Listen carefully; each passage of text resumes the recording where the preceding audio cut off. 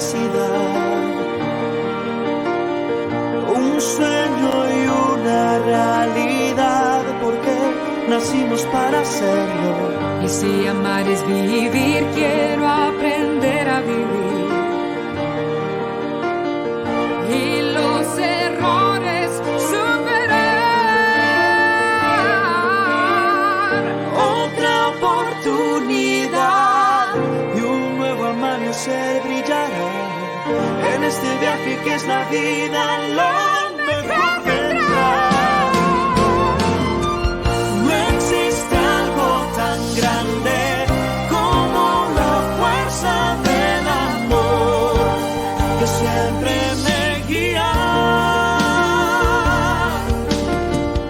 en esta travesía, la travesía del amor. Su fuerza conmigo está.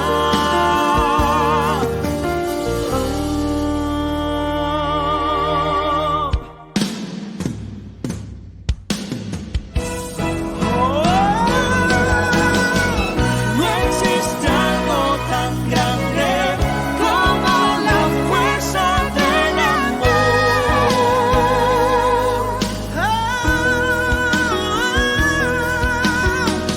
En esta travesía, la travesía del amor. Caminemos juntas. No existe algo tan grande como la fuerza del amor que siempre me guía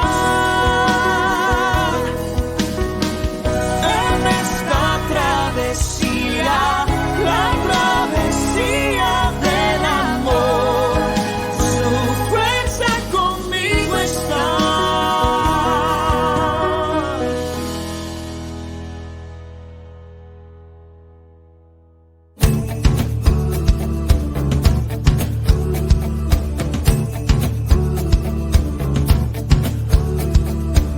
Cada vez que veo amanecer, nace adentro una oportunidad de inventar lo malo del ayer y el sol siempre iluminará.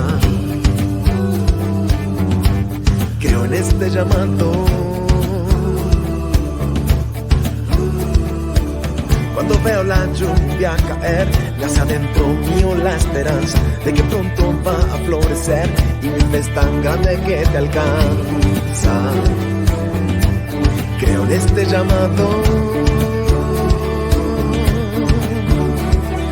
Vive lo que te apasiona más.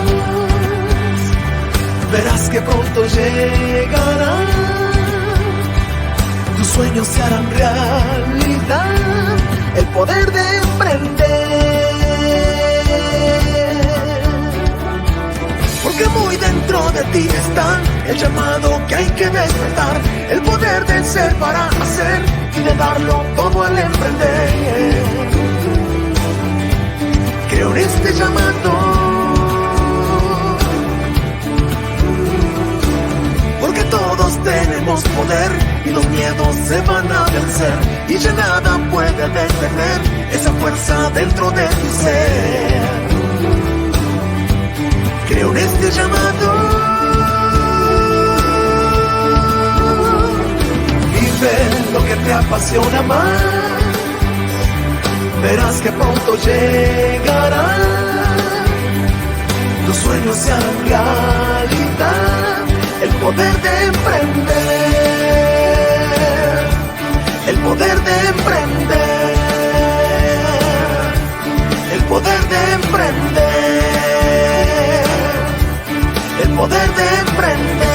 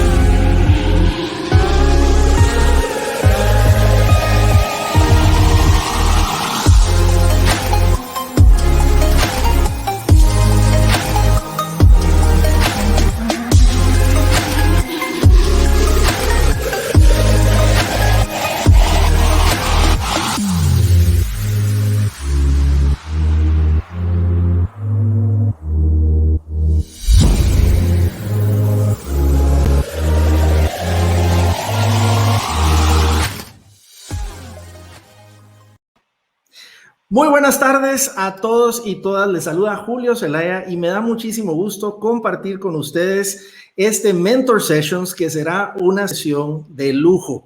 Tengo dos personas que compartirán con nosotros reflexiones de liderazgo y son personas con las que he trabajado, personas que admiro y personas que ustedes verán que dan frutos en diversas áreas, personas que son excelentes profesionales, excelentes líderes, excelentes esposos, padres de familia, maestros, y son personas que aprecio y que admiro muchísimo. Esta será una sesión en donde ya somos más de 100 personas que ya se conectaron en este momento y esperamos muchísimas más, como siempre, cada domingo, en donde tenemos experiencias de personas extraordinarias. Así que sin más, quiero presentarles a nuestros dos invitados. Empezaré primero presentándoles a José Raúl González, que es el CEO de Progreso. Y es una persona que conozco desde hace mucho tiempo, que he admirado por su sencillez, su humildad, desde que lo conocí dando clases en la misma universidad, hasta cuando trabajaba en una gran corporación como CFO y ahora siendo el CEO de Progreso, una persona que nunca ha perdido su humildad, pero alguien que admiro por todos los frutos que da. Me encanta la forma que maneja su relación con su esposa, con su familia. Así que le doy la bienvenida a mi querido José Raúl González. José Raúl, qué bueno verte por acá y gracias por haber aceptado esta invitación. Qué gran honor, Julio, y qué gran gusto también. Y me anticipo a disculparme si me congelo, pero tengo aquí issues con mi internet, pero es un gran gusto estar acá contigo y con toda tu audiencia. Pero te escuchamos perfectamente, así que te pondremos a bailar la Macarena en algún momento para ver qué tanto está sincronizado. Y muchas gracias por haber aceptado. Y les presento también a otro buen amigo, alguien de República Dominicana, uno de los CEOs más admirado en ese país. Es el CEO y presidente ejecutivo de Grupo Humano, un grupo asegurador, y es también un ser humano extraordinario que he aprendido muchísimo de él. También una persona que tiene frutos en diversas áreas, tiene una hermosa familia y, por cierto, hoy, que es el cumpleaños de su esposa Karina, le damos un fuerte abrazo y muchas gracias por haber hecho un espacio. También que sé que después de esta sesión lo esperan para cenar, pero una persona que vive plenamente su liderazgo en los diferentes ámbitos. Así que le doy la bienvenida a mi buen amigo Eduardo Cruz. Bienvenido, mi querido Eduardo. Muchísimas gracias, Julio, por tu introducción y un placer compartir contigo y con José Raúl aquí. Buenísimo. Pues esta es una sesión que hay múltiples personas esperándolos. Los voy a poner un momento en el backstage mientras ponemos en contexto la sesión. Nuevamente, muchas gracias a ambos por haber aceptado esta invitación y nos vemos en unos minutos. Entonces, quiero ponerles en contexto de qué vamos a hablar el día de hoy. Y para poner en contexto esta sesión de liderazgo, que será muy importante, déjame mostrarte una noticia de actualidad que viene gracias a la BBC de Londres. Vean esta importante noticia. No está subtitulada, pero ustedes van a entender lo importante de la noticia. La BBC lo está reportando. Pongan atención a las gráficas que vamos a ver a continuación.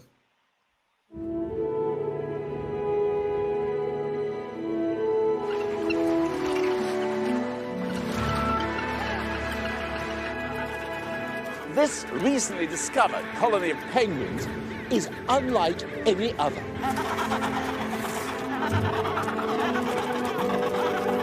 They don't need to huddle together every winter for protection against the bitter cold, because these little fellas can do something no other penguins can.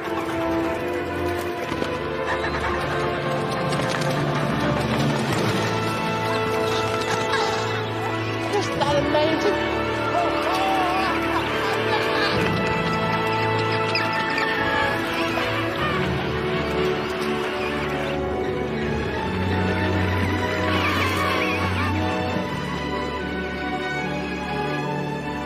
How do they use this incredible ability? Well, they fly thousands of miles to the rainforests of South America, where they spend the winter basking in the tropical sun.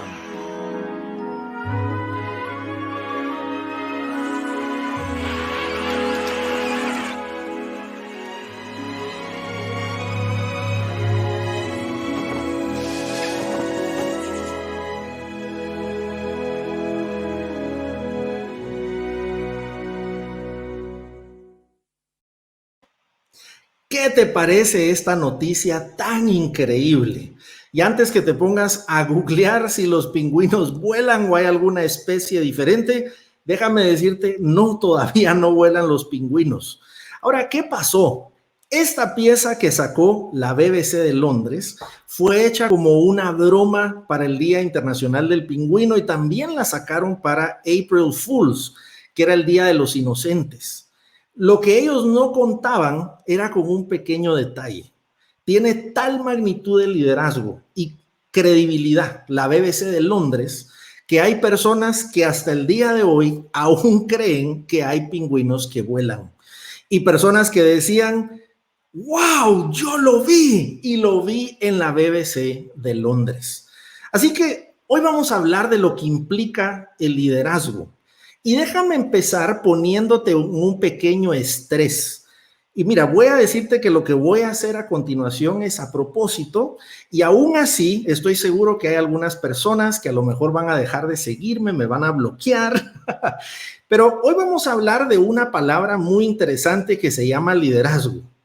¿Ya entraste en pánico?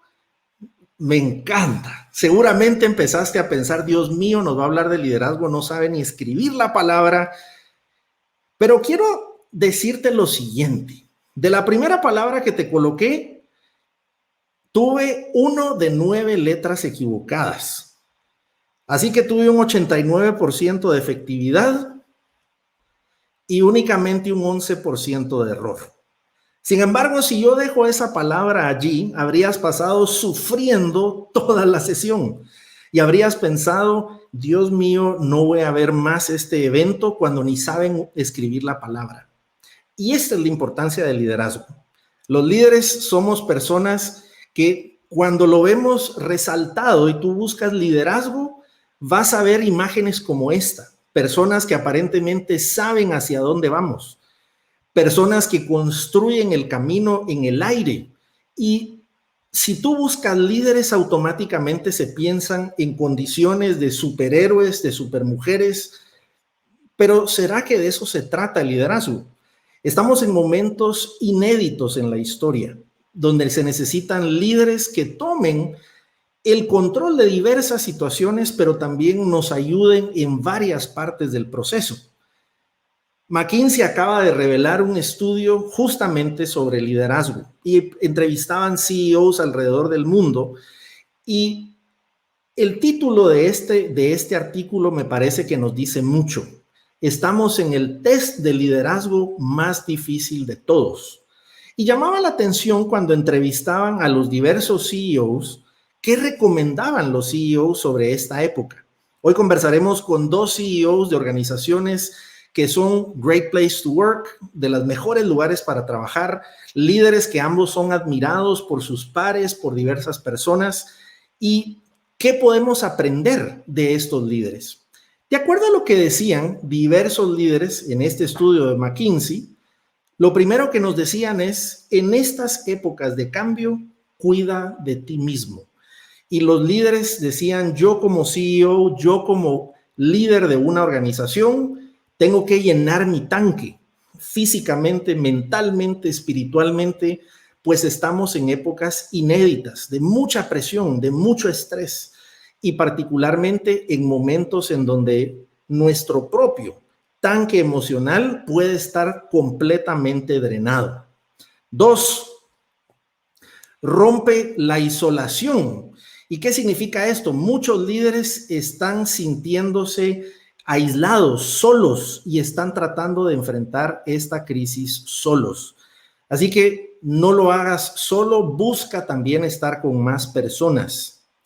Y 3, adapta tu modelo personal operativo. Habrán cosas que a lo mejor tendrás que hacer radicalmente diferente a como las hacías previamente. Tendrás que adaptar nuevas rutinas, delegar diversas cosas, hacer las cosas como quizá nunca lo habías hecho antes, aprender a confiar en tu equipo de una forma radicalmente diferente. Segunda cosa que recomendaban los CEOs, atesora el momento. Y llamaba la atención que de los CEOs entrevistados decían, ajusta tu narrativa. Esta es una situación que ya no hay vuelta atrás. pero ¿qué podemos aprender dentro de esta narrativa? 2, crea momentos simbólicos. Estamos en momentos donde tendrás mucho más escrutinio en todos los aspectos de tu liderazgo, tanto tú como tu organización e inclusive las personas a quienes tú tienes dentro de tu equipo. Tienen expectativas muy puntuales de tu liderazgo. ¿Qué estás haciendo para crear esos momentos que valgan la pena? Y 3, nunca te olvides de tu equipo. Y los CEOs utilizaban una frase de moviliza a las tropas. ¿Cómo mantienes el compromiso en estos momentos?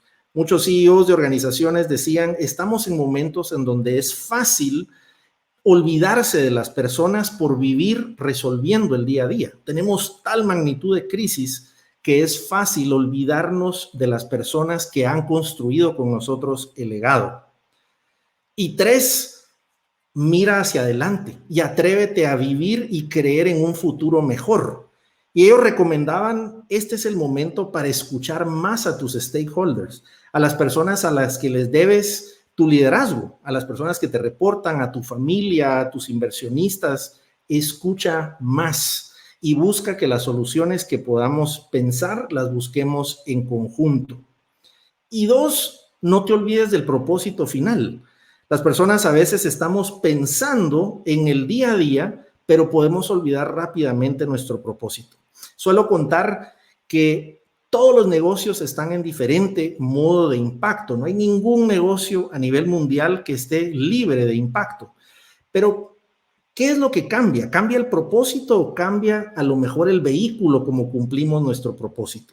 Y eso es muy importante. ¿Cuál es el porqué de las organizaciones? Y he tenido el privilegio de poder participar tanto con las 2 organizaciones que hoy vamos a compartir con sus CEOs, reflexionando sobre el propósito de ambas organizaciones. Y es interesante, siempre que tenemos un porqué muy claramente definido, es mucho más fácil encontrar los cómo y los qués. Así que me encanta esta frase que Stan Lee escribía en sus cómics: con gran poder viene una gran responsabilidad. Y cuando tenemos liderazgo, entre más alto sea tu liderazgo, el liderazgo es como una pirámide, que por un lado, entre más grande es esa pirámide y estás más arriba, más personas están viéndote en la base. Te debes a más personas, pero por otro lado, puedes estar más solo. Y por esa razón, compartir con más personas y tener una comunidad de personas que crean cosas similares como tú y que te ayuden a inspirarte en momentos de crisis es fundamental. Y esta será una sesión para hablar justamente de liderazgo. Personas que también tienen sus propios retos de liderazgo, pero que podamos aprender en conjunto. Y hay personas que ya se están reportando de múltiples lugares y con esta reflexión que nos daba nuestro estimado Stan Lee, les doy la bienvenida a esta Mentor Sessions, que sin duda será extraordinaria junto a personas que también son extraordinarias.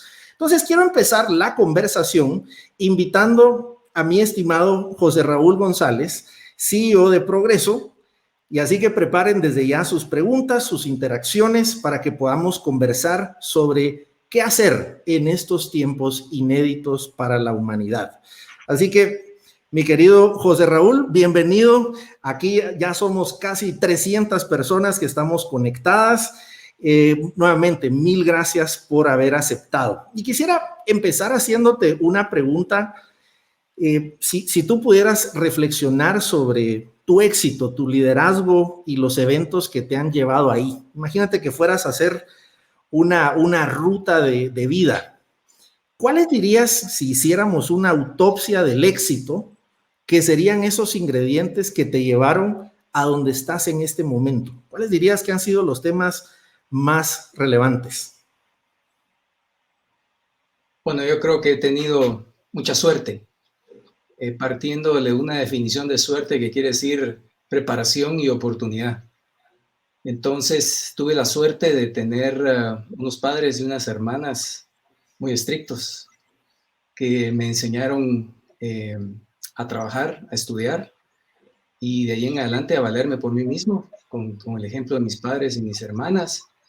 Y gracias a ello, pues entré a la universidad y con esos principios, esos valores que se inculcan desde pequeño y que se quedan para toda la vida, pude tener mi primer trabajo en Semaco después de regresar de hacer una maestría en Estados Unidos. De Semaco pasé a la Financiera Occidente, de la Financiera Occidente a Capcorp, hoy CBC, y ahora estoy acá feliz en Progreso. Y pues ha sido eso, la suerte, y también otra forma de suerte que es haber contado con grandes mentores y mentoras también a lo largo de mi carrera, que me continuaron inculcando otras habilidades que me permitieron desarrollar las capacidades para estar acá, donde gracias a y les estoy a todas las personas a lo largo de estos 50 y tantos años muy agradecidos de estar en mi corazón y mi mente. Y por supuesto, también tuve la suerte, y ahí también un poco de inteligencia, de conocer a mi esposa y de pedirle que se casara conmigo. Y eso completó de llenar mi vida, así que no puedo quejarme, y es una receta seguramente que no falla, así que la recomiendo a todos. Y mira, me encanta que yo sé que Chinita es tu principal fan aquí, mira, acá ya te está colocando, ya tienes ahí a tu fan conectada. Yo admiro mucho la relación que ustedes tienen con Chinita, alguien que de verdad los admiro muchísimo porque es muy coherente, y tú siempre has hablado que hay que tener buenos mentores y siempre hay que vivir aprendiendo. Recuerdo que lo aprendí desde que te conozco en la universidad, en todo momento. Y la pregunta que te haría es, ¿cómo tomas esas decisiones? ¿A quién eliges como tu pareja? ¿A quién eliges como un mentor? ¿Cómo disciernes cuáles son esas mejores personas que tú deberías de tener en lo que me gusta llamar tu junta directiva personal? Las personas que están más cerca de ti. Sí. Yo creo que Dios le pone en el camino a uno esas personas, y de ahí en adelante uno tiene que tener la capacidad y la inteligencia y sobre todo la humildad de poder decidir que uno no lo sabe todo en la vida y que hay personas que han caminado ese trayecto. Mi papá siempre me decía, mijo, cuando vos vas de ida, yo vengo de regreso. Y entonces hay que aprovechar toda esa sabiduría que está afuera en otras personas. Y como dicen, el sabio es el que aprende de los errores de otros. Así que yo he tenido la suerte de contar en toda mi carrera profesional, cuando regresé a Guatemala en mi maestría, a Mario Natucius, un extraordinario empresario guatemalteco, y después mi profesor de finanzas, Manuel Pérez, que soy el rector de la Universidad del Istmo, fue mi profesor de finanzas y que me emocionó con este tópico, y después fue mi jefe en la Financiera de Occidente cuando yo era gerente de la financiera y él estaba manejando el Banco de Occidente. Y después trabajé en CBC con un extraordinario empresario también como Quique Castillo y Carlos Enrique Mata y Luis Miguel Castillo, y después acá en Cementos Progreso con toda la junta directiva de Progreso, que es una junta directiva de lujo, y por supuesto con otras personas extraordinarias también como Irene Arroyave de Asturias, Lucy Martínez Montt, que me entusiasmó en el tema de las finanzas, Fritz Thomas, que fue mi profesor de finanzas, una lista de bendiciones que Dios me envió y de las cuales yo tuve, por lo menos el mérito mío fue aprovechar la inteligencia para chuparles toda la cantidad de conocimientos que pudiera existir. Y ahora, pues, un poco más, digamos, alejado de los mentores y tratando de ser mentor de otras personas para devolver esa bendición de la cual yo tuve y de la cual, como tú dices, como decía este señor de las tiras cómicas, tenemos la obligación también de devolver a lo que se nos ha dado con tanta generosidad. Y yo te haría la pregunta, José Raúl, ¿cómo haces para mantener el ego, como dirían los americanos, on check? Porque voy a hablar de mi caso. En algunos momentos tuve algún éxito en mi vida y automáticamente empecé a creerme que era diferente a los demás. Y mi papá siempre me decía, mira, el día que creas que eres diferente a los demás, recuérdate del switch que Dios nos puso, que todos vamos al baño. Y él me decía, mira, que nunca se te olvide que todos somos iguales a los demás, pero hay momentos en donde debo reconocer que me empecé a creer las cosas de afuera. ¿Cómo haces para mantener centrado en tener los pies sobre la tierra cuando te están acompañando diversos éxitos que pudieran hacer que pierdas la perspectiva? Bueno, en Progreso tenemos una forma de liderazgo con la cual yo me identifiqué muchísimo desde la primera vez que entré a la organización. Y es un liderazgo que está inspirado en otro enorme líder, que es Jesucristo. Cuando él dijo, yo vine no a ser servido, sino a servir. Y a partir de ese concepto, el liderazgo se convierte entonces en un liderazgo para servir y no para ser servido. Este autor, me acaban de regalar un libro de un autor, se llama Patrick Lencioni, que escribió su último libro, se llama Motivo. Lo recomiendo muchísimo porque adoptó el tema del liderazgo y el porqué del liderazgo. Y dice que hay dos porqués del liderazgo. Uno es para servirse y, como tú dices, salir en las portadas de las revistas, tener estas entrevistas, otro tipo de adulaciones, etcétera, que lo pueden a uno hacer perder el norte o que yo encontré en Progreso y que me pareció extraordinario, porque lo que espera la organización de todos y cada uno de nosotros es justamente que cada uno sea un líder, pero un líder para servir y no para servirse de la organización. Entonces, vivir en una cultura, vivir en un ambiente en donde se vive ese espíritu de servir ayuda muchísimo a mantener el ego en check, como tú dices. Y ayuda muchísimo también tener una vida espiritual en donde uno encuentra que polvo eres y en polvo te convertirás, y que cuando nos toque entrar en ese juicio final vamos a llevarnos únicamente los méritos y los deméritos que hayamos hecho en esta vida, y no hay mejor lección de humildad que precisamente recordar esa posibilidad, esa certeza de que ocurrirá en algún momento. Me gusta mucho esa escena donde estaban los generales romanos que regresaban victoriosos a Roma de todas las conquistas que hicieron y del gran imperio que formaron, pero en esa cuadriga que llegaba el gran César tenía atrás un esclavo que frecuentemente le susurraba frente a todas las grandes ovaciones que le llegaban, le decían: no te olvides, César, que eres mortal. Y creo que ese angelito que tenemos que tener atrás es muy importante que lo tengamos particularmente en las posiciones de responsabilidad, porque como tú dices, en las posiciones de responsabilidad podemos creer que el poder está para el servicio de uno, y es todo lo contrario. Y mira, aquí nos hacen algunas preguntas que yo creo relacionadas a tu definición de liderazgo, y nos pregunta Edwin, ¿cuáles crees que son, si pudiéramos reducir a 3 las competencias que todo líder debería tener? Si pudieras resumir 3, ¿cuáles crees que son las más importantes? Y sé que has hablado de esa humildad, de ese servicio, pero ¿qué competencias consideras son cruciales? Efectivamente, tiene que ser la primera, la humildad. La segunda, creo yo que no se puede liderar si no es con el ejemplo. No sé si tú has visto ahorita en Netflix, ¿verdad? Que todos ahora hemos tenido que ver Netflix más de lo necesario.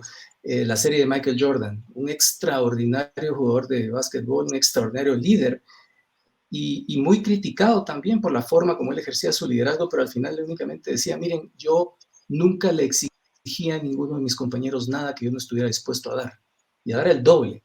Entonces, esa humildad, ese liderazgo con el ejemplo, creo que son dos cualidades muy importantes, porque efectivamente el equipo lo va a estar viendo y observando a uno, y como tú mencionabas, en los comportamientos van a estar permanentemente siendo verificados de si habla y se comporta de la manera como lo hace.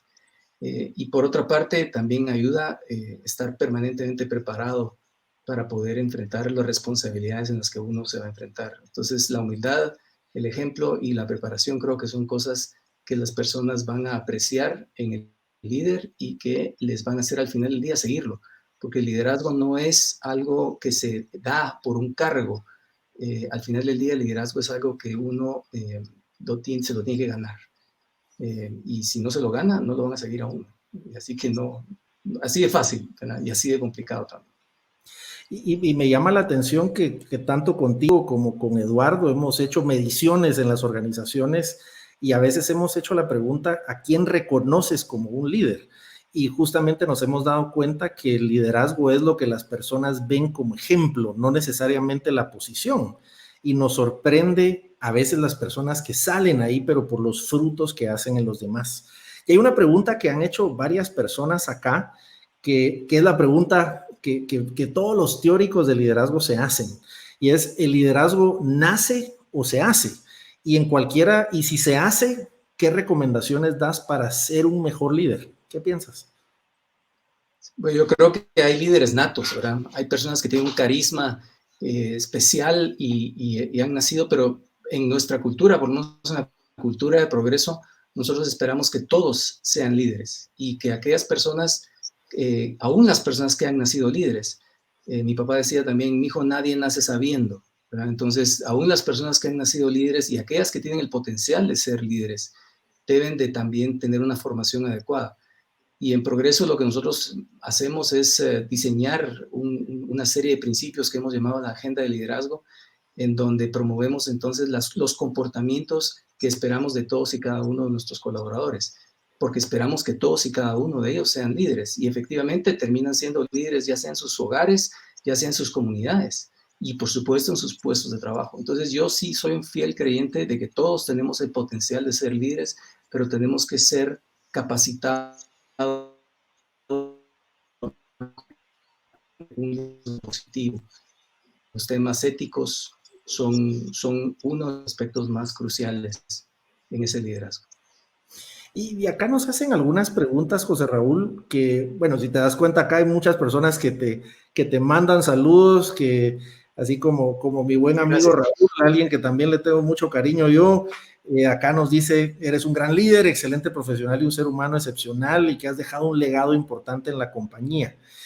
Y hay una pregunta que nos hacen, Raúl, que es si a raíz de todo lo que estamos viviendo, ¿será que cambia en algo las competencias de un liderazgo o esas premisas que has compartido son inmutables y han sido parte de la humanidad durante toda la historia? ¿O si hay algo en particular que en estos tiempos de tanto cambio es fundamental que fortalezcamos? Pero es una excelente pregunta porque a mí siempre me da un dilema enorme esta palabra cambio, ¿verdad? Que hay que cambiar, y yo creo que hay que cambiar si es para mejorar, pero también se puede cambiar para empeorar. Entonces el cambio por el cambio en sí mismo me parece que es algo que yo no acepto y a mí no me gusta. Yo creo que sí debemos de estar dispuestos a cambiar siempre y cuando lo que vayamos a hacer sea mejor de lo que estábamos haciendo. Aunque yo en épocas de crisis, y eso es lo que le digo a mi equipo, en épocas de crisis lo que uno debe regresar es a lo básico. Y nosotros lo que hemos regresado es a practicar y a reflexionar aún más profundamente sobre nuestros valores que están establecidos en el Código de Valores, Ética y Conducta de Progreso. Y entonces debemos practicar mejor que antes el liderazgo genuino, el comportamiento ético, el compromiso con la sostenibilidad de la empresa, que son parte de los valores del COVEC, porque en momentos de incertidumbre como los que estamos viviendo tendemos a tomar decisiones en base a miedo. Y el miedo es un mal consejero. Al contrario, yo creo que debemos regresar a lo básico, entender qué es lo que nos ha permitido llegar hasta donde estamos, reflexionar respecto a eso y entonces proyectarnos en esta incertidumbre de acuerdo a esos valores. Eventualmente cambiaremos. Yo sí creo que van a haber cosas que van a cambiar y son las que se discuten normalmente, que si el home office va a ser más, digamos, intenso y que si por el momento, hasta que haya una vacuna, vamos a tener que practicar el distanciamiento y todo eso, pero eso es superficial. Yo creo que lo que no podemos permitirnos es que nuestros valores se vean comprometidos y que esos vayan a cambiar porque la pandemia vino, ¿verdad? Para mí hay ciertas cosas que son inmutables, que han dado clave en nuestro éxito y que debemos mantener siempre. Y me encanta que tú haces eco he conversado con diversos líderes y me dicen, esta crisis lo que hizo fue volver a valorar los clientes que teníamos, las ventas que teníamos, la estabilidad que teníamos, y volvimos a lo básico, de celebrar cada pequeña victoria y vivir más en el presente con un estado de agradecimiento. Y tú decías que el miedo es un mal consejero. ¿Cómo hacemos, y particularmente Progreso es una organización con una tradición familiar, pero que ha trascendido a ser una corporación que vive con las mejores prácticas de gobernanza familiar y de una corporación? ¿Cómo harías para pasar de la persona a la organización? Es decir, sabemos que como seres humanos no solo somos frágiles, sino que tenemos alta emocionalidad, podemos vivir con miedo y tomar pésimas decisiones en lo individual. ¿Cómo hacemos para llevar a la organización y construir una buena cultura organizacional? ¿Cuáles serían tus recomendaciones? Sé que has trabajado fuertísimo en la construcción de cultura, de progreso, de buenas prácticas de gobernanza familiar y empresarial. ¿Qué consejos le darías a otros líderes organizacionales? Bueno, yo tuve la suerte de encontrar la organización extraordinariamente con una cultura increíble, pero mi responsabilidad era mantenerla de esa manera. Ahora es como me siento como cuando alguien le entrega al equipo, al Barcelona, al siguiente entrenador, y viene el Barcelona con la Champions y con la Liga 10 veces y todo, y me entregan las llaves del equipo, y ahora yo tengo que continuar con eso, y así ha sido. Así es el nivel de responsabilidad de liderazgo en progreso, y básicamente lo que uno tiene que ser es fiel a los principios que formaron esta organización o la organización de que se trate, explicarlos claramente a todos los miembros del equipo, ser ejemplo de vivir esos valores, comunicarlos y siempre comunicarlos, porque al final del día decía este señor Lencioni, repetir las cosas así para que las personas se las crean de que uno va en serio respecto a ese tipo de valores, de principios o de prácticas en las organizaciones. Y de ahí en adelante hay que medir mucho, ¿verdad? Tenemos que medir nuestro clima organizacional. Esa es la razón por la que estamos en Great Place to Work. No es para ganarnos premios, es para poder tener un indicador independiente de cómo estamos a nivel de los indicadores de salud organizacional, pero tampoco estamos cómodos nada más con eso, y nos afiliamos al Ethisphere Institute para medir cómo están los temas de cumplimiento interno y poder clasificar dentro de ese ranking de las empresas más éticas del mundo. Y tenemos una afiliación al British Safety Council porque necesitamos que un tercero independiente venga a analizar si nuestras prácticas de salud y seguridad ocupacional son las adecuadas. Y cuando uno tiene todas esas herramientas y muchas otras que hay en la organización, y podemos estar monitoreando cómo nuestro desempeño en temas de ética, de clima laboral, de salud y seguridad ocupacional, entonces eso genera un nivel de confianza en la organización que redunda más o menos en lo que recientemente publicaba Prensa Libre, donde el 93% de los trabajadores confiaban en su empresa como una fuente de información, lo cual a mí me parece extraordinario y habla muy bien de la forma como los empresarios guatemaltecos gestionan sus empresas.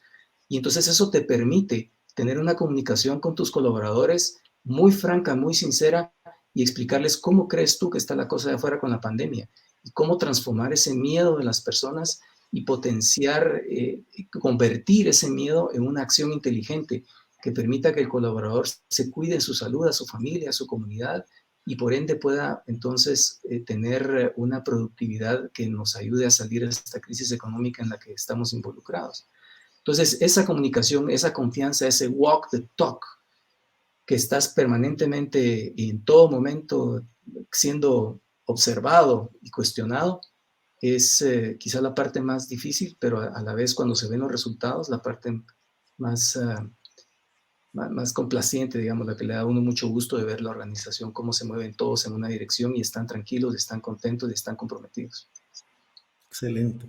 Y hay algunas preguntas acá que tal vez nos hablan de la dualidad del liderazgo, y tal vez te las voy a hacer en una pregunta de primera persona. ¿Cuáles han sido tus momentos más gratificantes como líder? Y por otro lado, ¿qué ha pasado cuando te toca dar una mala noticia? Por ejemplo, si toca hacer una reestructuración, si toca hacer un downsizing a la organización, o hacer un tema que va a tener un impacto fuerte. Cuéntame un poco cómo has manejado también eso bueno y cuáles han sido esos momentos gratificantes, y dos, cómo has manejado esos momentos difíciles donde toca tomar decisiones complejas. Bueno, la parte gratificante es todos los días, ¿verdad? Nosotros arrancamos las sesiones con buenas noticias porque sabemos que se ha hecho mucho, muy bueno durante toda la semana, y entonces queremos compartir esos buenos momentos en la reunión que yo tengo con mi equipo todos los lunes a las 3 de la tarde, y así como lo hago yo con mi equipo, cada uno de los otros equipos arrancan las sesiones con buenas noticias, y son momentos muy gratificantes porque vemos los avances en cosas que no están metidos en la agenda. Es simplemente qué bueno pasó esta semana, y pasan muy, muy buenas cosas, y han pasado muy buenas cosas durante esta pandemia te lo doy como primicia la semana entrante o mañana, bueno, mañana es feriado, pero la próxima reunión vamos a dar de buena noticia que este año vamos a terminar de sembrar 1 millón de árboles en la cuenca del lago de Atitlán para proteger las cuencas hidrográficas de ese lago, que es el lago más bello del mundo, y nuestra empresa que se llama Agrobosques, en conjunto con Agrega, que es una compañía de agregados, estarán celebrando próximamente haber sembrado el árbol 1 millón. Entonces comenzamos con buenas noticias, pero también, como tú dices, hay momentos difíciles y esos momentos difíciles uno los tiene que asumir personalmente. Tenemos que hablar y si es una reestructuración, que gracias a Dios recientemente no hemos pasado por ello, pero en el pasado sí lo hemos hecho, tener, digamos que el liderazgo de enfrentar esa situación, yo el primero de hablar con las personas que probablemente tengan que quedarse sin trabajo y explicarles y hacerlo, para que uno lo sienta en carne propia lo difícil que es hacer ese tipo ejecutar ese tipo de responsabilidades, y entonces tener más presente qué implica, que qué alegre es contratar gente, pero también qué triste es tener que decirle a una persona que se queda sin trabajo. Y uno entonces apreciará no solo el trabajo que uno tiene, sino también la decisión y la enorme responsabilidad de tomar decisiones correctas para preservar esas fuentes de trabajo. Somos más de 4.000 colaboradores en progreso y hay una cifra similar de contratistas que trabajan en nuestras instalaciones, y es una responsabilidad que nos tomamos muy en serio, porque detrás de cada una de esas personas hay una familia, y por lo tanto cuidar esa fuente de empleo, que estábamos muy preocupados por ello durante esta pandemia. Gracias a Dios no hemos tenido necesidad, gracias a Dios, de tener que prescindir de nadie, y estamos luchando fuertemente para que así sea, pero esos momentos son momentos complicados que eventualmente todo el mundo tiene que pasar. Pero ni modo, hay que estar en las buenas y en las malas. Así que por ahí te diría yo que son los momentos más difíciles en la vida habitual, digamos, de una compañía. Y acá hay una pregunta que te hacen sobre gestión del conocimiento, pero me parece que tú has vivido una transición importante de industrias, de ser el CFO de una empresa embotelladora, luego a trabajar en una organización de construcción, de cementos. ¿Qué consejo le darías a una persona que está buscando cambiar de industria o cambiar en donde ha tenido un expertise muy profundo en un área de conocimiento, pero ha desarrollado, por supuesto, competencias integrales? ¿Qué consejo le darías si quiere hacer una transición a otra industria? ¿Cómo hacer para tener ese liderazgo integral, no importando la industria en donde estás? Yo le diría que no tenga miedo de hacerlo.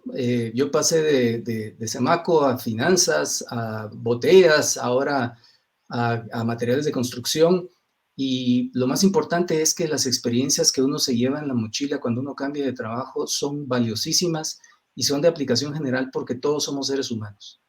Todos, en todos lugares en donde estemos, van a haber seres humanos, y por lo tanto la inteligencia emocional que uno haya podido desarrollar en el área de expertise, que en mi caso, pues al principio fue siempre finanzas y economía, más finanzas, pero todo eso sirve y funciona, y lo demás uno lo puede aprender. Yo, digamos, no sé si es motivo de orgullo o de vergüenza, pero soy la primera persona que dirige Progreso que no es ingeniero, y a mí me ha costado mucho, pero tengo, gracias a Dios, a los mejores ingenieros del mundo, no de Guatemala, del mundo, que me reportan a mí y que además son mis mentores en temas de ingeniería química. El doctor Adolfo Gramajo, que es toda una institución en la Universidad de San Carlos, en la Facultad de Ingeniería Química, me da mis clases personales de química a mí y me ha enseñado muchísimo. Y un Mario Orellana, que es toda otra autoridad en el tema de cemento, es mi mentor en el manejo de todas esas variables. Entonces, uno va a encontrar personas que lo puedan aconsejar en el punto específico en donde esté, y van a ser muy generosas. Y esa es la bondad que tienen los guatemaltecos. Somos personas generosas que no nos importa compartir nuestro conocimiento. Y yo tuve esas experiencias buenas cada vez que me cambié de industria, porque alguien me enseñó específicamente de los temas a los cuales yo me metía, que no eran propios de donde venía. Pero lo más importante es que los principios, los valores, la inteligencia emocional y los conocimientos me los llevaba de un lugar a otro y los iba adaptando. Así que no tengan miedo de cambiarse de industria, la van a pasar muy divertido y van a ser mejores profesionales al final de todo ese proceso. Y yo creo que me quedo con lo que empezabas, de la importancia de tener mentores, personas de las que puedas aprender, pero también la humildad de querer aprender, de darnos cuenta de esas áreas donde puedes mejorar y estar dispuesto a escuchar retroalimentación.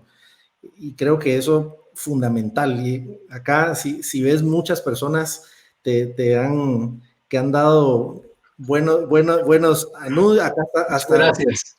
Nos están diciendo temas de humildad, gente que dice a dónde te pueden mandar su currículum. Y creo que eso genera la admiración. Así que voy a darle la palabra ahora a mi querido Eduardo para que después regresemos los tres a tener una conversación. Te agradezco como siempre, José Raúl, una cátedra. Como siempre me encanta compartir contigo y siempre cuando tenemos conversaciones con José Raúl, siempre uno sale una mejor persona. Así que te agradezco. Gracias. Por eso. Gracias, Julio. Y acá, mira, acá están diciendo que gracias por la opinión sobre su esposo, nos dice nuestra querida Erika. Así que, personas que ha sido su mentor, así que muchísimas gracias. Así que, doctor Gramajo, ¿eh? Sí, rodearse de grandes personas. Así que te voy a pasar al backstage un momentito para darle bienvenida a mi querido Eduardo Cruz. Así que, Eduardo, nuevamente un gusto compartir contigo, alguien también que admiro y aprecio muchísimo. Tú has logrado tener diversas organizaciones, liderar una organización que también es una de las empresas más admiradas de República Dominicana. ¿Cuál ha sido el secreto? Si pudieras hacer una receta para poderle pasar a diversas personas, si fueras a escribir tu libro sobre liderazgo, ¿cuáles serían las máximas que recomendarías? Oye, qué pregunta, Julio.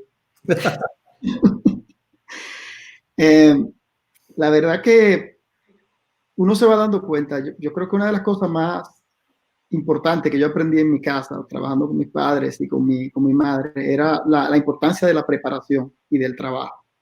Entonces yo pienso que la persona que se prepara, hay una frase de Abraham Lincoln que dice, me prepararé y algún día mi oportunidad llegará. Entonces pienso que la gente tiene que prepararse con esa visión. O sea, por eso el estudio se hace antes que el trabajo en la vida, y es porque precisamente el estudio es tan importante. Entonces, yo creo que la preparación es fundamental, no se puede subestimar. Hoy en día hay tanta fuente de información, tanta manera de uno aprender, que no necesariamente me refiero a educación formal, sino a la educación que cada quien busque. Entonces yo creo que hay que ser muy curioso en el día de hoy, para tener exitoso en cualquier empresa que uno emprenda. Hay que ser muy curioso y hay que ser pues muy flexible también. Entonces yo pienso que la curiosidad, la preparación, la capacidad de trabajo, hay que tener mucha integridad en el día de hoy donde todo es transparente, los valores son cada vez más importantes. Entonces yo pienso que la persona que tiene preparación, tiene integridad y tiene capacidad de trabajo, lo puede alcanzar prácticamente cualquier meta que se trace, siempre y cuando esté las condiciones dadas.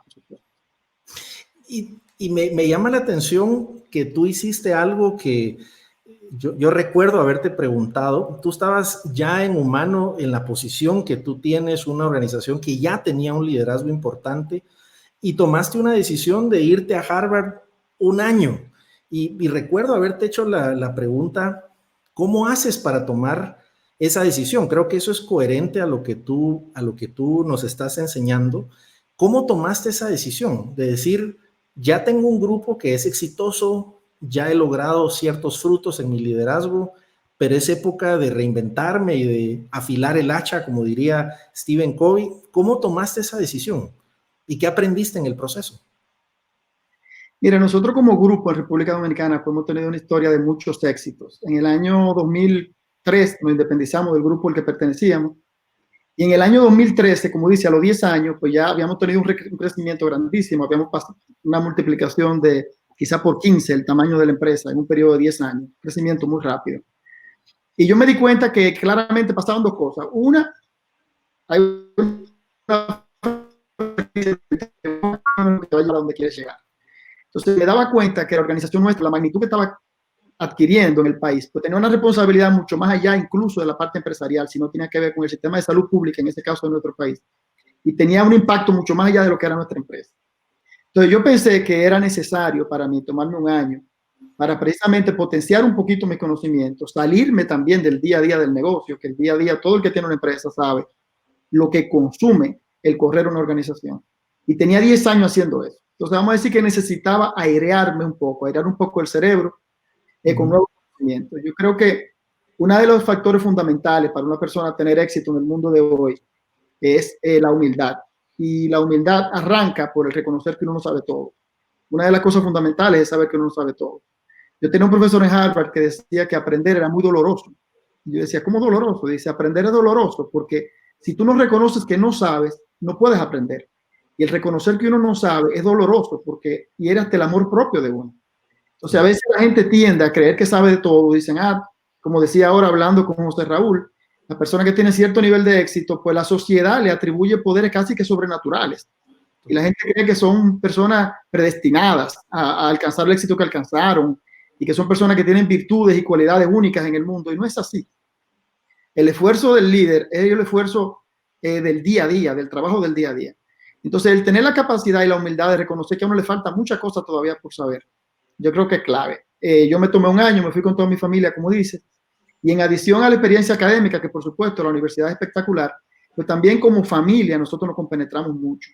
Para mis hijos, una experiencia espectacular, para mi esposa también, que estudió allá cosas que quería estudiar también, y fue un proceso de crecimiento. Yo creo que cuando yo haga el resumen de mi vida, quizá, ¿verdad?, que espero que sea a los 90, 100, por ahí un poco tarde, yo pienso que ese año que nosotros pasamos en Boston y estudiando en Harvard, ya después de grande, porque yo me fui con 43 años a la universidad, a un programa muy especial para gente, vamos a decir, ya grande.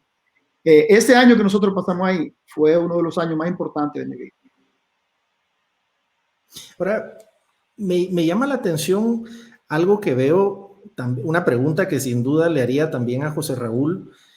Ambos tienen frutos muy equilibrados con su familia, en su impacto que tienen empresarial, como docentes, yo sé que tú participas mucho también como líder de opinión. ¿Cuál es la buena práctica o el secreto de tener ese equilibrio, de poder dar frutos en diversas áreas y darle un espacio importante a cada cosa que requiere tu liderazgo? ¿Cuál es tu recomendación en ese respecto? Mira, con esto que dices, yo recuerdo un poco la frase de Kobe que dice, primero victoria interior y luego victoria exterior. Yo pienso que primero la gente tiene que ser y después entonces aparentar. Y se comete mucho ese error. Entonces yo pienso que el ser comienza uno por su casa, comienza uno por su familia, comienza uno por sus hijos, con la gente que uno tiene cerca. Entonces pienso que si uno piensa así, pues es muy natural cuidar la gente que uno tiene cerca de uno y llevar una vida balanceada. Porque el ser también comienza con uno. Entonces, si una persona no tiene una vida espiritual organizada, si una persona no tiene una vida en paz, o no tiene una familia organizada, pues es muy difícil focalizarse en lo otro. Vemos de vez en cuando gente que comete errores enormes desde el punto de vista empresarial y en parte es porque están quemados, porque tienen una vida solamente de un solo tipo. Entonces, pienso que el balance en la vida es importante. Algo que yo trato de hacer, y hacer el ejercicio específico, un ejercicio forzado de pensar en cada una de las partes de mi vida. ¿Cómo está? ¿Y qué puedo hacer para mejorarlo? Porque si no, uno se distrae muy fácilmente por toda la demanda que le hace solamente una cosa. Los negocios son muy demandantes. Y en el caso mío particular, al principio de mi carrera cometí ese error, que le dedicaba todo el tiempo al negocio. Y luego me di cuenta que no, que la vida tiene muchos componentes y que al final del día todos nos vamos a morir. Entonces la vida es disfrutar el camino lo más posible. Y claramente las personas que son como nosotros, que nos gusta correr empresas y que nos gusta tener posiciones de liderazgo y nos gusta impactar, eso es una parte importante.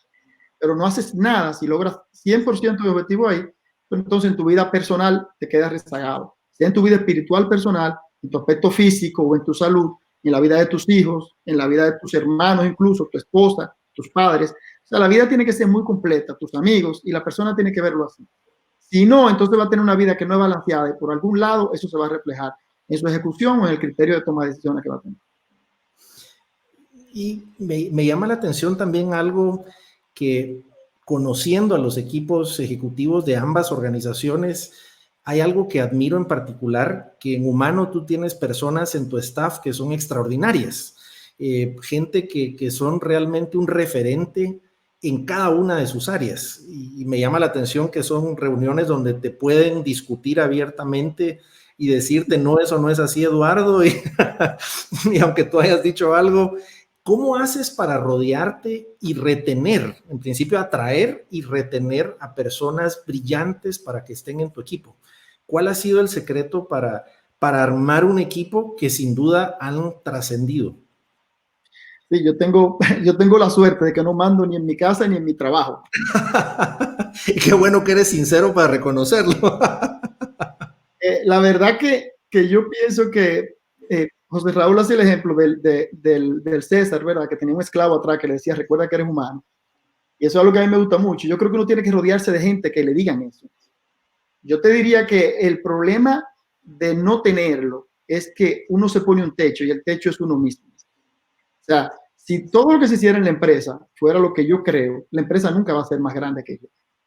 Si todo lo que se hiciera en mi casa y en mi familia fuera lo que yo creo, mi familia nunca va a ser más grande que yo.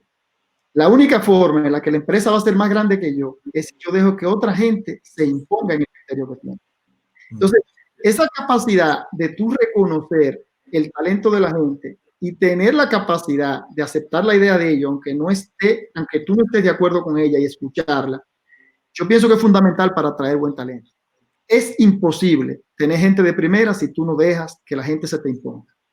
Es imposible, porque la naturaleza de la gente de primera es que son mejor que tú en algo. Entonces, si no reconoce que son mejor que tú en algo y no lo deja contribuir, a la corta o a la mediana, la gente se va a cansar. Porque la gente buena no hace las cosas mal hechas porque se la dice el jefe.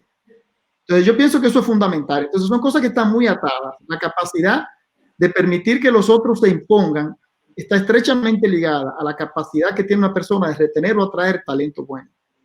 La otra cosa fundamental, por supuesto, es ser justo. Cuando me refiero a ser justo es que la gente tiene que sentir que si contribuye con la organización, se beneficia igual que la organización se beneficia. Algo que nosotros, de las cosas que más orgullo me da en el caso de nuestra empresa, es que uno de los atributo que sale más alto cuando nosotros medimos clima organizacional es el sentido de pertenencia. La gente siente que la empresa le pertenece. Y eso hace que la gente se entregue de una manera extraordinaria, no solamente en su trabajo, en su capacidad de trabajo, sino todo su intelecto, toda su pasión, la volca en la empresa. Entonces, cuando uno tiene un grupo de personas haciendo eso en una organización, lo que uno puede lograr es muchísimo más de lo que uno en cualquier momento soñó o pensó. A mí me pasa todavía, cada vez más me pasa, que voy a presentaciones o doy discursos o presento los resultados de la compañía, me pasa con el consejo, y me sorprendo yo mismo de la calidad del trabajo que nosotros hacemos. Me sorprendo porque no lo pudiera haber hecho yo de ninguna manera. Entonces, esa capacidad de poder reunir una cantidad de gente con talento y consolidar el esfuerzo de todo, coordinarlo, yo pienso que es el secreto del liderazgo de organizaciones que quieren alcanzar metas importantes. Ahora, acá hay una pregunta que parecida a la que le hacían a José Raúl. ¿Cómo esperas que sea la evolución del liderazgo en la próxima década? Vemos que cada vez, yo creo que la pandemia lo que hizo fue acelerar diversas cosas, muchos planes. Yo recuerdo bromear contigo que era lo que había acelerado tu transformación digital, y sin duda fue esta pandemia que en eso nos probamos que podíamos hacer múltiples cosas. ¿Qué crees que va a pasar en los próximos 10 años, en donde haya más velocidad, más temas tecnológicos? ¿Cómo crees que será la agenda de liderazgo en la próxima década? Warren Buffett tiene una frase que dice que cuando la marea baja es que se sabe quién estaba nadando sin traje de baño. Esto es decir que cuando la marea está alta, todo el mundo está flotando y todo el mundo está bien, pero cuando las cosas se ponen difíciles es que realmente se pone a prueba el liderazgo. Yo pienso que esta crisis que estamos viviendo está poniendo a prueba no solamente el liderazgo de muchas empresas, de muchas personas, sino también de muchas empresas. ¿Y en qué sentido lo está poniendo a prueba? Porque está requiriendo un nivel de flexibilidad y un nivel de agilidad en ejecución que quizá no están pudiendo entregar. Si me pregunta qué va a cambiar en los próximos 10 años, te diría que es que se va a acelerar mucho más que eso. O sea, todos nosotros conocemos la teoría de Darwin de la evolución, que las especies que ganan no son necesariamente las más rápidas ni las más grandes, sino las que más fácilmente se adaptan al ambiente. Lo que pasa con eso es que esa teoría de Darwin, que todos entendemos y todos ya asimilamos, era miles y millones de años que pasaban. Entonces, la evolución nunca tocaba a un individuo o a un ser humano, le tocaba a una especie. Lo que estamos viendo hoy es que la evolución la tiene que hacer la misma persona. Aquí no hay tiempo, no es que los hijos míos ni los padres míos van a ser más rápidos, van a ser más flexibles. Yo mismo como ejecutivo debo ser cada vez más ágil, cada vez más flexible, cada vez más rápido, porque no hay tiempo ya. Entonces nosotros vamos a ver que las cosas se van a mover todavía muchísimo más rápido. El caso de nuestra empresa en un periodo de 20 años, que sería mucho tiempo, se ha convertido en una empresa líder de República Dominicana y con un liderazgo grande. ¿Qué cosas van a pasar en 10 años, 5 años? O sea, yo espero que el nivel de competencia va a aumentar tanto que van a surgir competidores nuevos y el tiempo de reemplazo y el tiempo de toma de decisión de un cliente va a ser mucho más rápido todavía. Nosotros a veces vemos noticias hoy, que vemos una noticia y me la manda un amigo y digo, yo no, pero estoy viejísimo. No, eso no fue viejísimo, eso pasó hace una hora. Pero lo he visto 30 veces ya, en 30 chats diferentes, en 30 redes sociales diferentes. Entonces hoy en día, la capacidad de la gente de estar informada sobre productos, sobre servicios, sobre acontecimientos, es demasiado rápida. Y las empresas tienen que adaptarse a eso. Yo pienso que lo que va a ser imperativo más que nunca es la flexibilidad y la capacidad de adaptarse que pueda tener un ejecutivo o una empresa. Y eso va a ser a una manera que ni siquiera hoy nosotros podemos imaginarnos el impacto que va a tener la agilidad y la flexibilidad en los próximos 5 a 10 años. Gracias. Y mira, aquí hay varias preguntas que nos hacen sobre también qué pasa cuando tienes personas que tienen liderazgo, pero a lo mejor no son positivas para la organización. Entonces, ¿cómo detectas cuando eso sucede y qué haces al respecto? ¿Cómo se toman esas decisiones? Muchas veces tenemos personas que a lo mejor dan excelentes resultados, pero de una forma que pone en juego la cultura organizacional o la esencia que has buscado construir. ¿Qué haces con esos demás líderes que tienen influencia, a lo mejor dan resultados, pero a lo mejor están minando el largo plazo de la organización? ¿Qué hacemos en esos casos? Mira, son situaciones delicadas. Las empresas, cada empresa es diferente. Lo que una persona hace en una empresa que funciona, lo hace en otra empresa y no funciona. Yo creo que una de las cosas que las empresas deben cuidar es el tema de la diversidad también. Algo que pasa en las organizaciones es que a veces se comporta todo el mundo exactamente igual y todo el mundo es exactamente igual. Entonces se pierde esa crítica interna que es necesaria.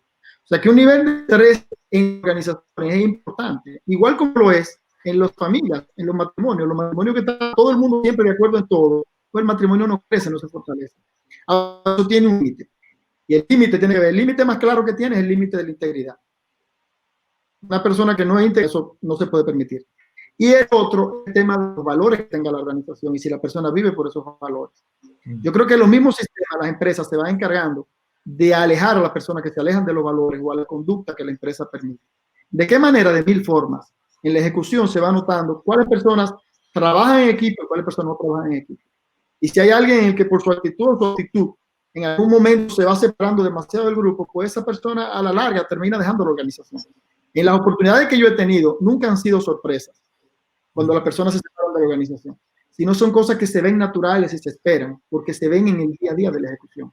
Entonces yo pienso que eso es importante, tener la sensibilidad de observar eso y en esos momentos, pues, si es necesario, pues tomar decisiones. Y acá nos pregunta alguien que también de Dominicana, alguien que aprecio mucho también, a mi querida Raiza González, que ella acá te mandó saludos previamente, que dice que eres alguien que admira mucho. ¿Cómo defines al colaborador ideal en estos momentos? ¿Qué competencias deberíamos buscar en esas personas que atraemos en nuestras organizaciones? Mira, para mí lo más importante de un colaborador es la pasión que le pone a las cosas. Yo pienso que hay gente que tiene en la vida un trabajo y hay gente que tiene en la vida una misión. Hay gente que se acerca y le ves el brillo en los ojos de hacer las cosas bien. La gente que le ve que quiere lograr algo, no porque es su responsabilidad ni porque es su puesto, sino porque le apasiona que quede bien hecho, le apasiona hacer la cosa perfectamente, le apasiona hacerla rápido y le apasiona ser útil. Yo pienso que la pasión en un colaborador es fundamental y yo si tuviera que rankearla te diría que quizás es la más importante. ¿Y cómo la detectas? Imagínate que tienes que buscar ese componente. ¿Cómo lo identificas? Mira, la pasión es fácil de el brillo de los ojos. Se ven el brillo de los ojos. Cuando las personas hablan de su vida, la forma hasta como hablan de su vida, te das cuenta si son personas apasionadas o no. Las personas que ven todo negativo y que todo lo que le ha pasado en la vida es negativo y que todo fue culpa de su jefe, todo fue culpa de su novia, todo fue culpa de su ex esposa, todo fue mala suerte que tuvo, todo fue culpa de sus padres, esas son personas negativas. Esas no son personas que van a trabajar optimistamente y que van a ver el mundo de una manera positiva. El que no ve el mundo de manera positiva no puede trabajar con pasión, porque no tiene ilusión. No tiene ilusión. Entonces el positivismo y la pasión están estrechamente ligadas y son atributos que nosotros buscamos en los colaboradores de nuestra empresa. Y acá tenemos una pregunta de otro CEO de una organización de seguros, también una de las principales de mi país. Mi querido Christian Nolk nos dice: coincido con la flexibilidad. ¿Cómo gestionas la flexibilidad de tu equipo? En donde distintas áreas requieren adaptarse de forma distinta, pero guardando la igualdad de trato. ¿Cómo haces eso en estos tiempos que demandas tanta flexibilidad? Mira, una de las cosas que nosotros hemos hecho como organización y que nosotros hemos cambiado mucho, gracias a Dios, y una de las cosas que estamos haciendo es tratar de tener proyectos de tiempo de ejecución más corto. Yo cada vez le cojo más aversión a los proyectos muy largos y a los proyectos mega gigantescos. Yo pienso que la flexibilidad, tener una dirección clara, tener un camino claro, pero ir ejecutando por partes y tener la capacidad de decir esto realmente no está funcionando, porque a veces uno se casa con un proyecto y uno dice, concho, pero el sunk cost bias, uno dice, yo tengo tanto costo involucrado en esto, tengo que seguir y tengo que terminarlo. No, si la cosa no está funcionando, dejarla. Yo pienso que en el caso nuestro, eso nos ha ayudado mucho. Y también nos ha ayudado mucho que tenemos, por ejemplo, todos los proyectos de la organización los tenemos centralizados, desde el punto de vista de la gestión. Entonces, cuando vamos a ver la ejecución de los proyectos, vemos la ejecución de todos los proyectos de la organización y de todas las áreas. Y ahí nos aseguramos que los presupuestos y las prioridades entre los proyectos de las diversas áreas estén siendo razonables y estén siendo justos, sobre todo a la luz de los retos que tiene la organización. Entonces, de darle visibilidad en un solo esquema a todos los proyectos nos ayuda a un poco la pregunta que hacía Cristian, en cómo nos aseguramos de que hay un balance en los proyectos de las diferentes áreas. Y acá nuestro amigo Víctor Paula nos hace la pregunta: ¿cuáles serían ahora las características de un gerente CEO ideal en una empresa latinoamericana? ¿Y cómo diferenciar entre ser jefe, líder, ambos? ¿Cuál sería tu recomendación para las empresas latinoamericanas que buscan una figura de liderazgo? Mira, el líder de hoy tiene que ser muy flexible. Tiene que ser una persona muy flexible, tiene que tener capacidad intelectual. Eso es importantísimo, o sea, porque incluso no va a poder atraer talento bueno sino una persona que tiene capacidad intelectual, porque a la gente no le gusta trabajar con gente que entiende que tienen capacidad. Tiene que tener capacidad de trabajo. José Raúl hablaba del ejemplo, yo pienso que eso es fundamental también. Y depende mucho de la etapa donde está la empresa. Y yo creo que eso es lo clave. Las empresas que ya tenemos cierto nivel de tamaño, el rol es 100% de liderazgo. Del punto de vista de actividad, lo que yo hago hoy es totalmente liderazgo. Es motivar a mi grupo, coordinar a mi grupo. Uno casi que es más psicólogo que otra cosa. Yo soy ingeniero civil de formación. Tengo un MBA, tengo una maestría luego en administración pública. Pero realmente lo que soy es casi que psicólogo, porque los problemas me vienen todos planteados técnicamente perfectamente bien. Entonces, los problemas del líder de hoy no son problemas técnicos, son problemas de liderazgo. Como decía mi profesor Heifetz en Harvard, de liderazgo adaptativo, donde la gente requiere cambiar la forma de ver el mundo y la forma de pensar. Entonces, tener la capacidad de trabajar sobre la mente de la gente y enseñarle lo que es posible, cómo lo puede lograr y coordinar los grupos de trabajo es la actividad fundamental del líder de hoy. Y claramente mucho más líder que jefe a medida que se va subiendo incluso en la organización. Si yo tuviera, por decir algo, fuera el supervisor de un grupo de digitadores, pues claramente el rol de líder es importante, pero hay unas métricas y un trabajo técnico que tengo que hacer. Pero a medida que se va subiendo en la organización, que las organizaciones se van complejizando, claramente la capacidad del líder es lo que es necesario en nuestro país y en cualquier parte del mundo. Y te haría la pregunta que acá nos hace Ronnie: la etapa que vivimos, ¿qué debería tener peso? La parte comercial, la parte administrativa. Y tal vez te hago la pregunta más amplia: ¿cómo manejar ese equilibrio entre el cuidar de nuestros colaboradores y cuidar del negocio? Porque podemos estar en la tentación de enfocarnos en una o la otra. Si solo es del negocio, descuidar la parte humana, y si solo nos enfocamos en la parte humana, que se pierda también el balance del negocio. ¿Qué piensas de ese equilibrio?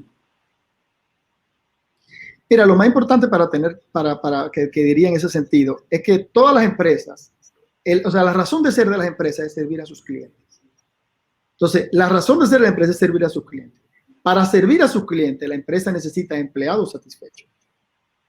Y entonces, ese es el rol y ese es el link que hay. Entonces, la pregunta hablaba un poco de la parte comercial.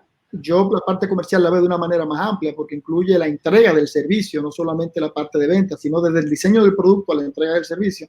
En el mundo de hoy, el producto y el servicio están atados.